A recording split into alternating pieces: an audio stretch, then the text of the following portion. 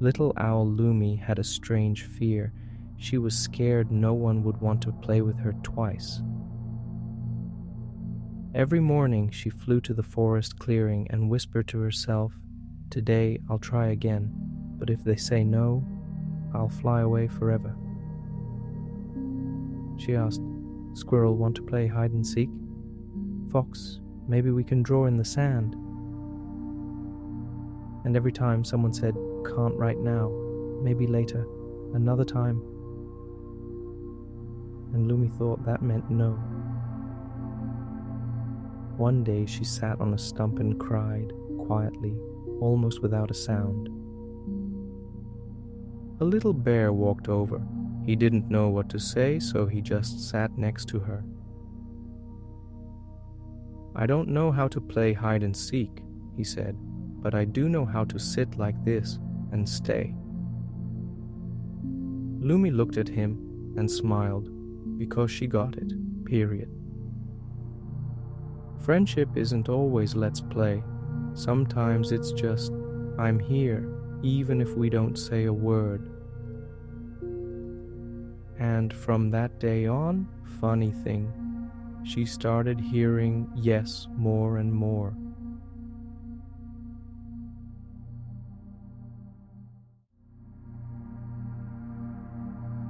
The fairy tale, The Little Lantern Inside.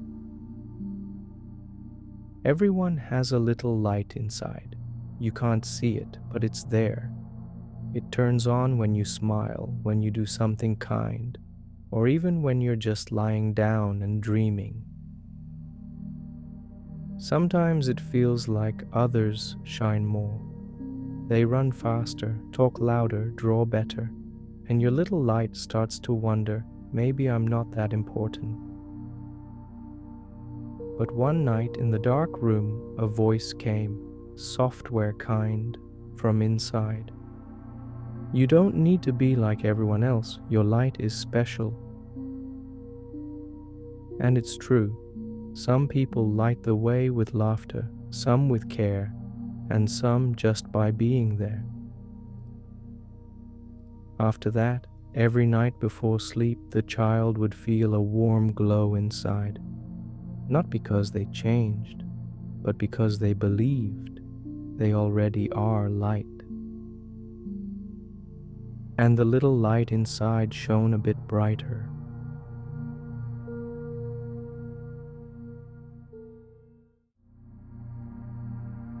The fairy tale, A Strong I'll Try.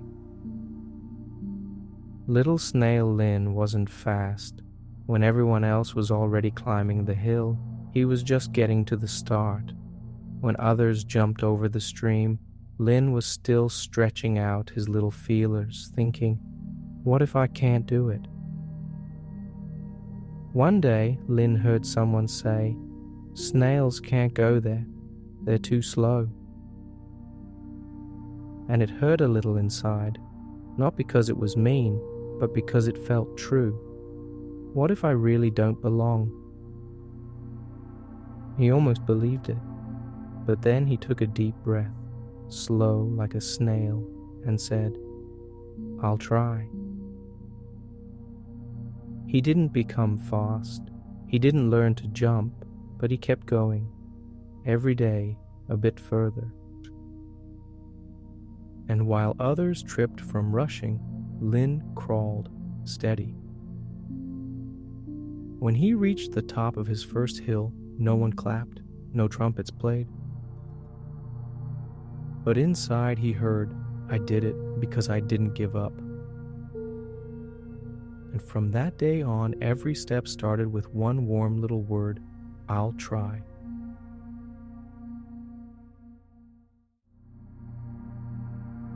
The fairy tale, The Bunny and the First No. Little Bunny Tie was very polite. He always said yes. Yes, I'll play, even if I'm tired. Yes, I'll give you my toy, even if I just started playing. Yes, yes, of course. But at night, when he lay in bed, he felt sad. He whispered into his pillow, Why do I feel so tired around everyone? Why do I feel like I disappear? One day, his mom gave him a little stone.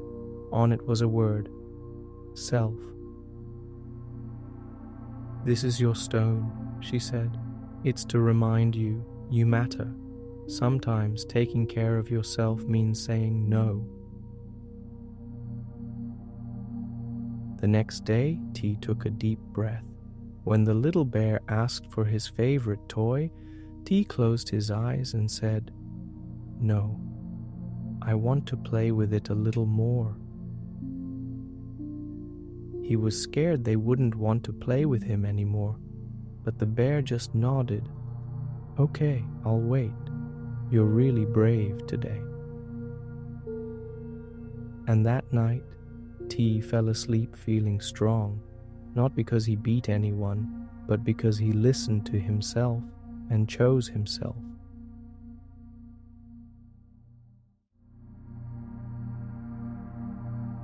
The Fairy Tale. A sleepy morning in the meadow. The meadow didn't wake up all at once. Not like an alarm, loud and sharp, but slowly, one petal at a time, one blade of grass at a time, like someone was gently pulling back the foggy curtains and whispering, "It's morning, but don't rush, just a little more, and the world will breathe again." First a daisy yawned. Its petals moved a little, like it just remembered how to smile at the sun. Then a dragonfly nudged their friend under her wings. "It's time, look how the light touched the grass." Somewhere a little beetle snorted, scratched his antenna and rolled over the other side. The bees weren't buzzing yet. Even the wind wasn't hurrying, like was stretching the morning to make it last longer. Right in the middle of the meadow lay a small bunny, still asleep, paws under his cheeks, nose resting on a clover pillow. The meadow whispered to him, "Don't be afraid of morning, it's kind. It won't make you run, it just comes to be close." When a sunbeam touched the bunny's ear, he stretched and yawned and smiled in his sleep, because in this meadow no one woke up on command, only when the heart was ready, and that made it the softest, sleepiest, most real kind of morning.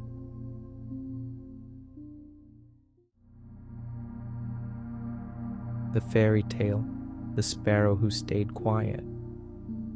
A group of sparrows lived in a tree. They chirped all day long, some louder, some faster, but one of them, the youngest, named Twig, hardly made a sound. He listened, watched, and stayed quiet. "Why are you so quiet?" the others asked. "Did you lose your voice?" they teased. But Twig didn't get angry. He was just scared. "What if I mess up?" he thought. "What if they all laugh?" He practiced alone, where no one could hear. He chirped to the empty branches. The wind listened and didn't judge. One day, a titmouse flew in and said she was lost. All the sparrows talked at once, shouting different directions, but Twig just stood up and said softly, "I'll show you. I remember where the south is." The titmouse followed him. The others went silent. And from that day on, no one asked why Twig was quiet, because they understood being confident doesn't mean being loud. It means speaking when it matters and acting even when you're scared.